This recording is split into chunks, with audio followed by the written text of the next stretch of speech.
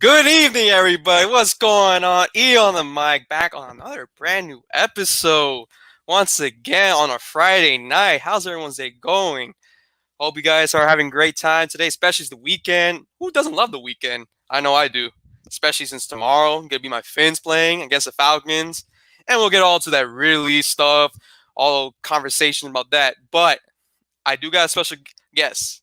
It was the same special guest that I got last Saturday during the live stream of the Dolphins versus Chicago game. Now, and also, this is also the creator that made the intro of that song that you just heard right now. Introducing the Dougie Fresh, aka Doug Smith. What's going on? What's going on, everybody? It's the Touchdown with Doug Smith. E, thank you so much for having me back, sir.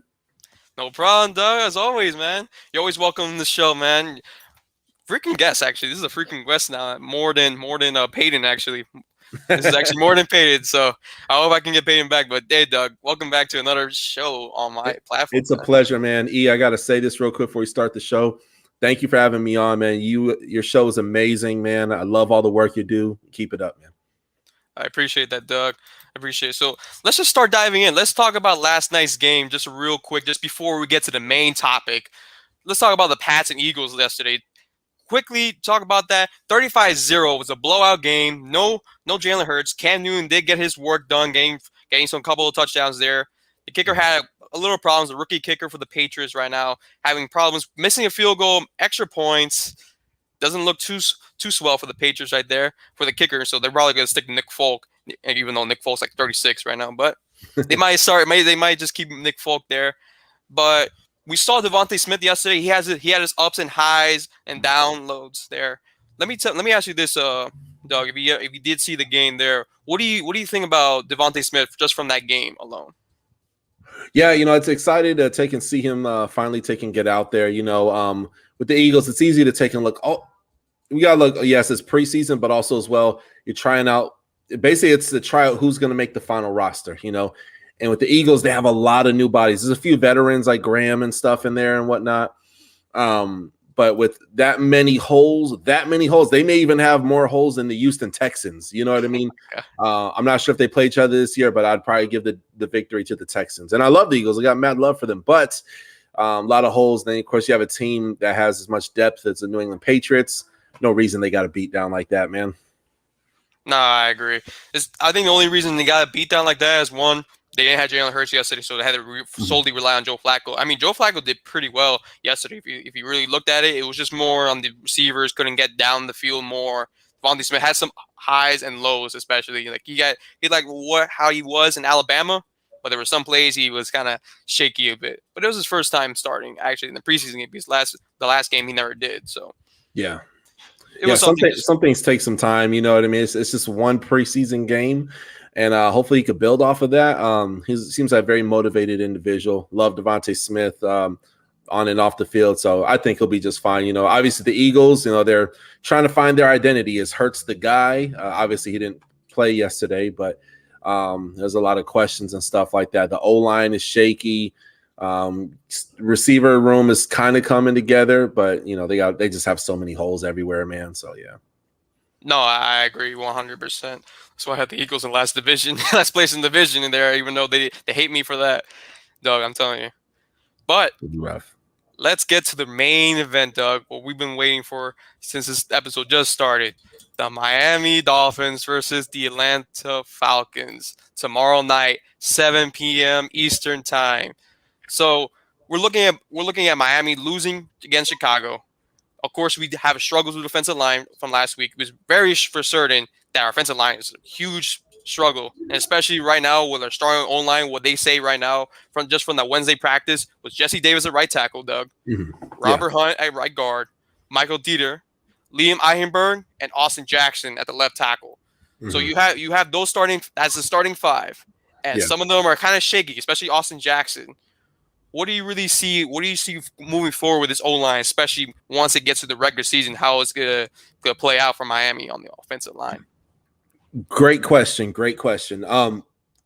Let's start for Austin Jackson. He's on notice right now.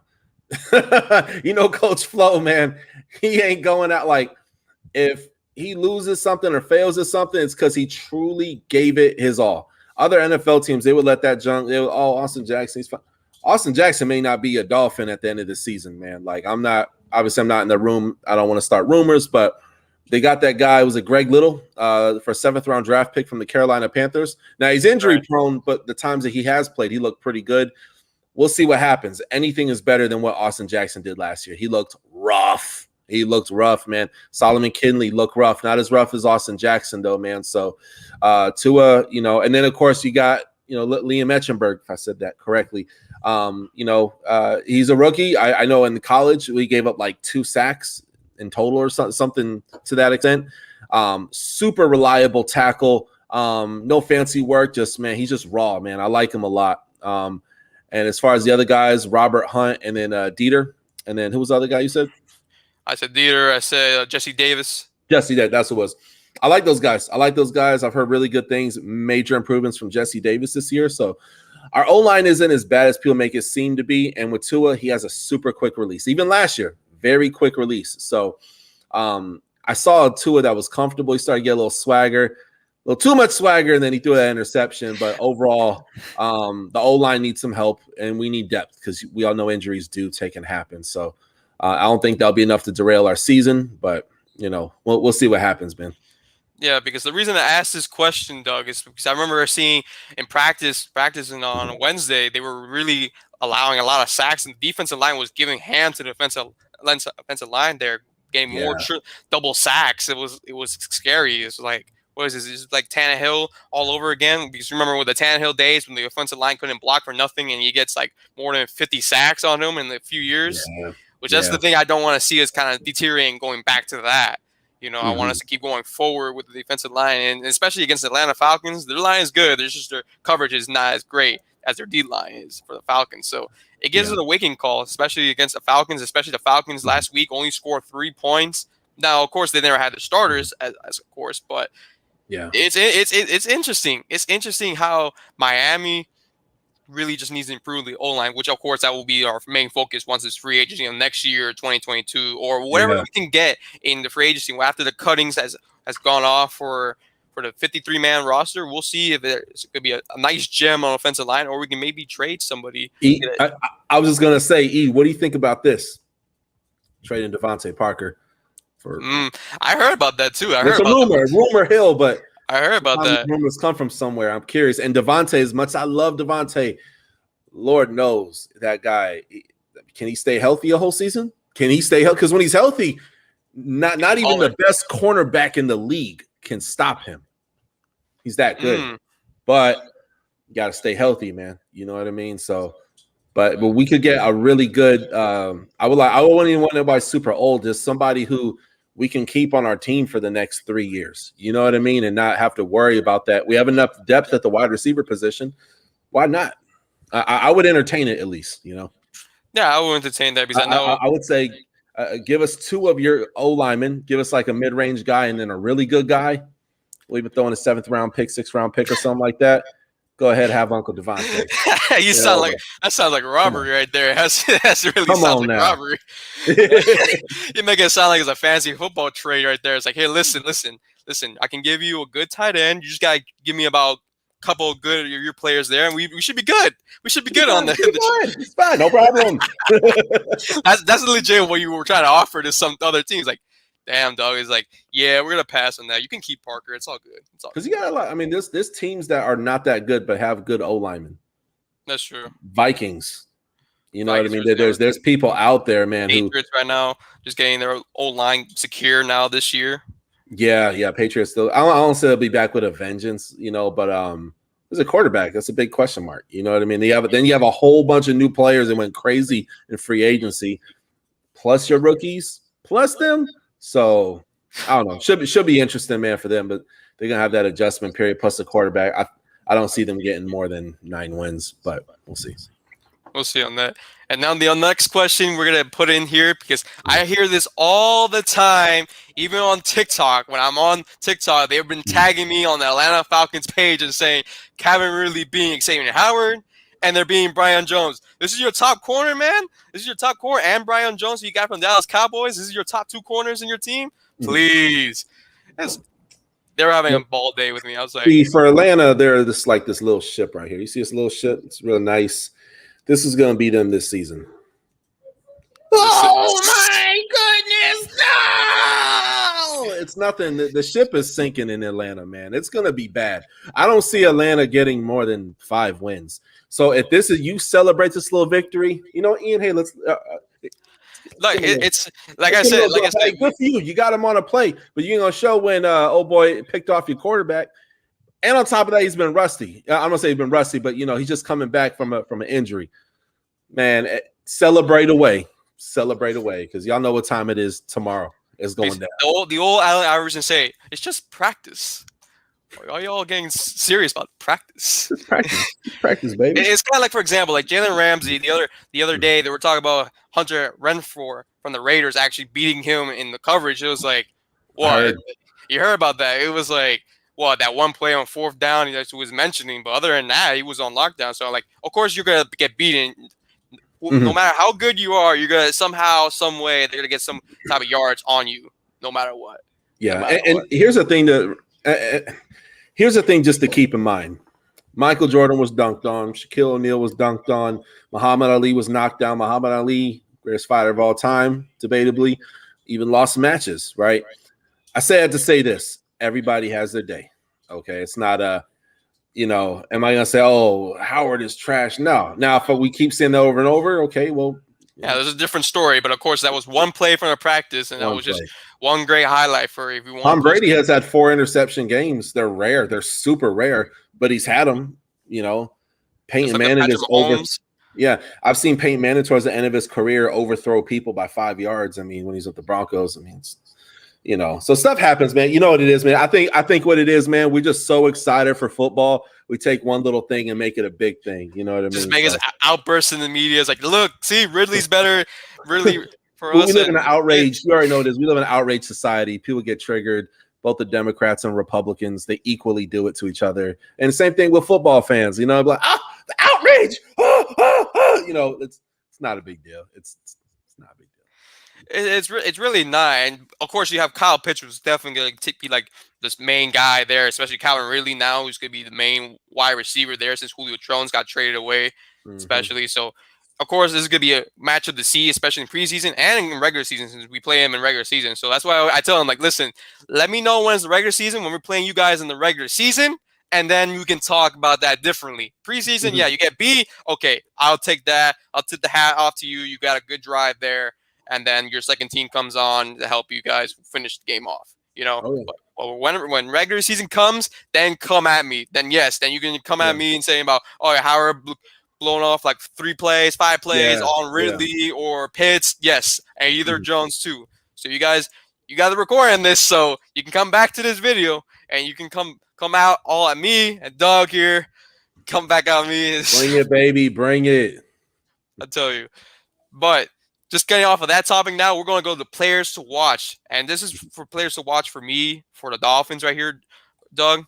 Justin Coleman. This is the player that I actually liked when he played against Chicago Bears the other day. Has some great hits, has some great coverages on against Andy Dalton and on Justin Fields in some plays there. I'm looking for him to reevaluate him, making him be in the roster. He's signed for a 1 year, Doug, but I feel he can be in there in the back of the room in case some injuries start falling down. If Xavier Howard gets hurt or Brian Jones get hurt, then we can kind of plug him in there, just back of view there. So I really want to see Coleman really amp himself. And Coleman may have just took and found his home in Miami. He just might have. I mean, let's look here. Minnesota Vikings 2015. 2015, hold on. He was on 3 different teams. He was on 3 Vikings, twice on Seattle, Patriots, Seattle, then New England again. Okay, he did get a ring, I think, around that time. New England from 2015 to 2016, Seattle again, Falcons. Detroit, and now he's with Miami. So I don't want to jump the gun. We've seen this with Sam Egwavin and who's that guy, Feedy, that we had on the team. Was it season before last? Right. We've seen this with people where they light it up in preseason and then they turn out to be okay players. They're not bad, So I want to see more, but I love what I see, man. I show a hungry young man who wants to make a name for himself. Let's freaking go. Which I agree there. I'm really hoping to see Coleman to improve himself, especially in Chicago. This is the second game now. It's Yeah. shorter preseasons, not four. It's 3 preseason things. So the second game is really crucial if you want to stay in that roster to make it to the next 5 cuts. And Yeah. then the main real cut is 53 man roster, especially. Another player that I'm really looking at too, Doug, is Liam Eichenberg, the it's the guard that we've been looking for a while now. Especially Kinley's been struggling right now. He's finally going to start playing tomorrow, and let's see how he does on the line, especially because Kinley has been really struggling. Of course, last year he did pretty good on the line, but this year for some odd reason he's been struggling on the defensive line. Them game bashing through him to the quarterback. The main question is, can Liam be the guy, or is Kinley going to be the guy again? Oh, that's tough, man. I want to say Solomon Kinley is going to take and be the guy, but they're talking about Leon Etchenberg. They've been trying him out at right tackle and stuff, and then Austin Jackson have him at left tackle. So we'll see what happens. I mean, the way I see it, man, if I had to rank our, it's 32 teams in the NFL, right? So if I had to take and rank our O-line, I would probably give us at best 24. At best, and I wouldn't say no worse than like 26. Because we got Michael Dieter on there. We got Hunt. Hunt is awesome. But what they showed, I was watching the tape. Austin Jackson does very well on pass protection. But the run, he does not. He just does not do well. He doesn't. You know what I mean? So, and so because people start talking online, so it's always important for all of us as fans to always go look at the tape. So I do like Austin in pass protection. The way I see it, I don't see our running game this year, and not to Dieter from your question, but I don't see it. A healthy offense is where we're running the ball 35 to 45% of the time. That's or unless you're Tennessee and you probably do it 60% of the time. But take pressure off your quarterback, right? We're just going to have to be really strategic how we run the ball this year. We have so many offensive weapons, and that's exciting. And at the end of the day, it is a quarterback's league. So I'm expecting Tua to have a really huge year. There'll be a few times where he'll make mistakes, but he's going to be in them situations where he's going to have the ball in his hands. This is Tua's season to lose, man. Tua's season to lose. But we can only blame the O-line so much. Solomon Kinley does a little bit better on the run, okay, but he doesn't do too good on the pass protection. You know what I'm saying? So it's kind of opposite of Austin Jackson. Of Austin Jackson, right? And then you have Liam. He's the rookie. He's getting in there. We got to see what he takes and does. We know what his track record is in college. I was looking at something online. 60% of O linemen who are drafted work out and have successful careers. That's more than any other position in the NFL, more than quarterbacks, running backs, receivers, probably even kickers as well too, right? So, the chances of us, it's not super duper hard to get that. Better for us to be in a situation like that, not saying it's a good situation, but better for us to be in a situation like that where we need to replace 1 to 2 O linemen than to be, replacing a quarterback or let's say, a receiver or something like that, so. No, I agree with you 100%. Then the next 3 players that I got for Players Watch for tomorrow for the Dolphins to see, Nick Needham, Greg Little, and Preston Williams. Now, these are the reasons why I say these 3 also at the same time. Starting with Preston Williams, he's finally off the PUP list now with Elandon Roberts now. I have a hard time saying that one too. Yeah, no worries. We all do it. But Preston Williams is finally out of that list.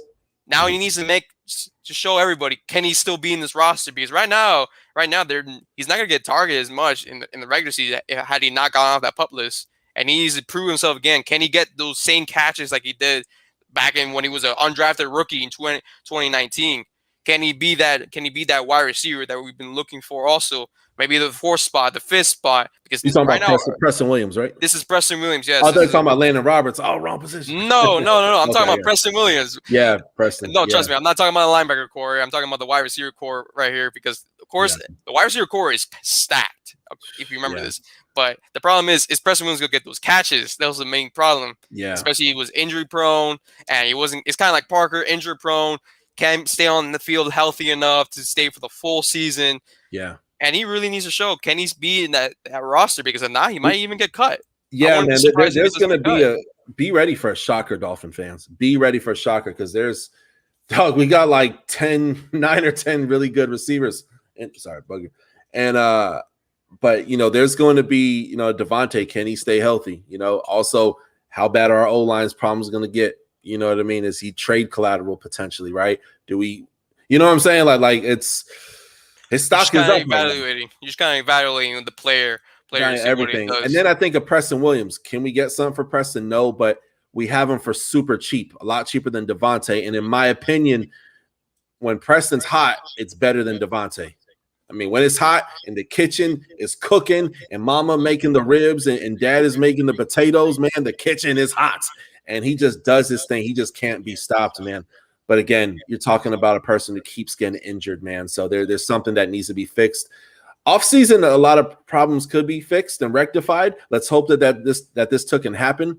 He was on the pup list because of the virus and whatnot. So we'll see what happens, man. But yeah, he needs also to have a good game as well too. Because if he has a good game, we're looking at a potential replacement for Devontae Parker. Seeing the Parker shifting you out of town, I see that, Doug. I see that. Hey, here's the thing. I love Devontae Parker, man. I have a shirt in my bedroom. It looks like the Jordan sign where he's like dunking, but instead of Air Jordan, it says Air Parker, and he's catching a football. It's super dope. I love Devontae Parker, but I'm a Dolphins fan before I'm a Devontae Parker fan. Okay, and if it means what's best for our team, I think as Dolphins fans, we're used to people not being on our team too long, and he's been there for a while. Going on his 6th season, sixth season, yeah. Yeah, man. So I love Devontae Parker, man. His first 3 years in the NFL were really quiet. There, I was just like, man, where's this guy at? But then he turned out to be really, really good. He's still young enough where we could get some from him. I don't want to go on a rant here. Yeah. No, it's all good. It's all good, Doug. Let me just keep doing the other two players I was going to mention. Nick Needham, of course, that corners is getting stacked, and Needham was kind of shaky, especially the last game of the season where you let out 2 touchdowns, 100-something yards, and he was on the hot seat there. I think he was on the hot seat in this free. I didn't think he was coming back, bro. I was surprised he came back, but he did. He's been showing why he needs to stay on this team. I'm telling you, Nick Needham, especially in that Chicago game, he deflected a pass from Andy Dalton. Mm-hmm. I'm pretty sure twice actually from Andy Dalton from last week, and Needham needs to put that same type of energy into this game and to the last game, because I feel he's going to be playing the last game too against Cincinnati at Cincinnati for next Sunday. So that's the main key that I want to see Needham. And Greg Little, I know we just got him from that trade from Carolina. Expecting to see him like probably in around the late 3rd quarter, 4th quarter, to kind of get used to the offense. Maybe he'll save Reed Sinnett his life from not running around like a maniac, trying to throw that ball for a miracle pass that probably will be complete or incomplete or interception. Yeah. But I think this guy right here, Greg Little, is going to be an interesting player coming off the bench if one of our O-lines get hurt, because he can be a nice stud there, and then he could just really help us in the blocking game. Yeah, blocking him in the run. They were praising him since they were looking at him since 2019 when Brian Flores second round pick too, man. Second round pick. It was top 40 pick. So, and especially they like his size, like his energy of his blocking, his mass size. So that's another play that I'm really looking to see. But I expect him later in the game. I don't expect him to start playing like at the 1st, 2nd quarter. I think it's mostly going to be the starters and the backups. Yeah. And then it will go to like backups, which will be probably where he's at right now, because he just recently joined the team not too long ago, this past week. So this is going to be very interesting, especially to see Greg Little, how well he can play for the Dolphins. Yeah, he's gonna get some burn this game too, man. So he could easily be a starter for us. You know what I mean? Look, Coach Flores don't care if you're Noah Igbeneghu. You're riding the bench, man. If you're gonna be blowing plays and doing stupid stuff that's gonna cost the team the game, you're gonna give your part. There'll be someone else there. As far as Nick Needham goes, I thought he had a pretty good year last year, but that Buffalo game was so bad, dude. That was very crucial too. It was a crucial game, especially going to the playoffs. They beat the brakes off of us, man. That's like when you catch a child stealing candy from a store, man, you get home and mom just gets the chancla or he gets the belt and just spanks the crap out of you. That's that's what happened to the Dolphins, man. We got a beat down. You know what I mean? So as far as Nick Needham, I'm happy he's back. He's a veteran now. 4th year in the league now, if my memory serves me correct. But he's a great player for us, a great player, and I'm happy he's back. But the cornerback position, man, is very competitive. You have Justin Coleman, and then there's another guy I want to mention. He's a friend of my show. He's been on the show before. The Touchdown with Doug Smith. Check me out. Trill Williams. Trill Williams looks so damn good. I saw good plays on him during late the game. He's built for coverage, and he is an awesome open field tackler. Awesome. So that's a guy you can use on the blitz. He's 6'3", if my memory serves me correct. Big body out there, man. Very similar to the size of Xavier Howard. So there's gonna be some people who make the practice squad this year, so we'll see what happens. Let's see if it gets a practice squad going there, Doug. There'll be a couple of players that will probably be in the practice squad after cutting them. We probably be like this close, and we probably be cut, and then get in the practice squad, kind of examine them for the next couple of years. That I can see. But now, Doug, let's get to selecting our picks as an AKA Vice selection. So anybody that's new here, Vice selections where I pick three games normally, but today will be 2 games where I'll be picking 2 games for this preseason game. So let's start off with the Dolphins and the Falcons. What am I going to go for here? Last week, I did say the Bears was going to beat us, and what do you know? The Bears actually did beat us there, 20-13 last week. So this time around, I'm actually just going to say Miami beats Atlanta this time around. Miami will get the win. I'm looking to see more, maybe like a 10-point difference, especially the Falcons, if they start their first team tomorrow. It really depends on if they start their first team tomorrow or not. I think they will because they want to get them on the flow a little bit, but not too much. Not too many plays will be there. So I really see, and especially Jacoby Brissett, the second team offense was beating the second team defense of the Falcons. So with Jacoby Brissett, when I heard about practice, so that's why I'm really saying that 10-point difference. So I'm going to say somewhere around between 24-14 will be the final score tomorrow. Miami wins by 10. Oh, nice. 24-14. I like that. I'm kind of in that area. I have the Falcons getting 10 points, and I have us getting 25 points. So I'm kind of in that area. So basically I have a 15-point game, and they'll probably get a little more burn. They'll probably, I can imagine the Falcons immediately the starters out there.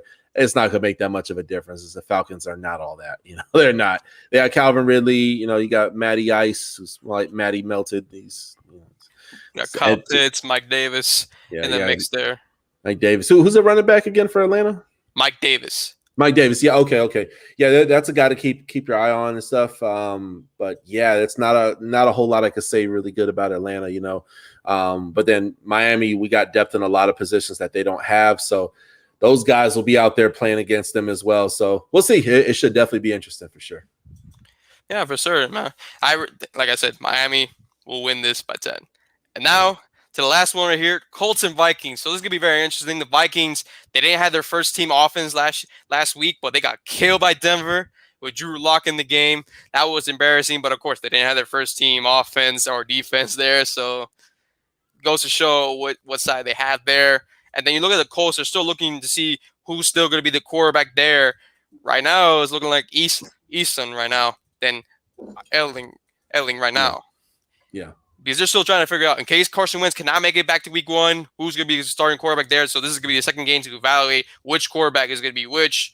But speaking of that, I'm actually going to go with the Colts. But this is going to be a close one, since this time around there will be the first team offense for the Vikings coming back. But it's going to be a close one because I don't think that the Vikings defense, the secondary defense, is going to really stop the Colts.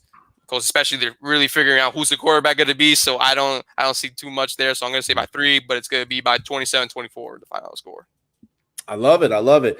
Vikings, in my opinion, they have to be in the conversation for having a top 5 best draft this year. I think they had more draft picks, and I could be wrong, but I believe they have more draft picks than any other team in the NFL this year's draft. I like what I'm seeing with the Vikings. I really am. It's just Kirk Cousins, man, and then there's Kellen Mond, who has been looking okay. You know what I mean? But I would like to see Kellen Mond more out there and how he does. Because he's a potential replacement for Kirk Cousins. Kirk Cousins is on notice as well too, right? And then of course you got Indianapolis, and with the Colts, they're at a place right now where they're very they still got a really good team, Marlon Mack, and then you got Jonathan Taylor, whose Michael legs are like this. They're overall. I'm gonna say Vikings win this one. Vikings 21-17. Yeah. Interesting, Doug. So we had at least something different there. So I know my picks last week went 2-1. 2-1. I'm not mistaken. Of course, the Dolphins. Well, actually, the Dolphins. I didn't go for the Dolphins, so I was thinking I went for the Dolphins last week. But hey, we'll see. We'll see how it goes. Of course, once again, Doug, appreciate you coming on. Hopefully you do come on tomorrow for the live stream tomorrow or the live commentary one of these quarters if you do have the chance of time. Of course, the link will be all in the description down below. The touchdown with Doug Smith. He just did an interview with Chris Harris Jr. from the Los Angeles Chargers. So check that out. Check that out. If anybody's still listening to me right now, check that interview out. Great interview. 11-minute interview from him as the Chargers. Great questions there. Check that episode out for Doug, just for me to help Doug out with that one right there. Thank you so much, E. Thank you so much for hopping on the show. You and I have been working together for August. It's about a year and a quarter now. You and I have been working together, man. So it's always a pleasure, man. Loving what you're doing here on the mic. You guys make sure you go before you even check out my show. Make sure you go down below, hit subscribe on his stuff, hit the bell so you can get more dope E on the mic content.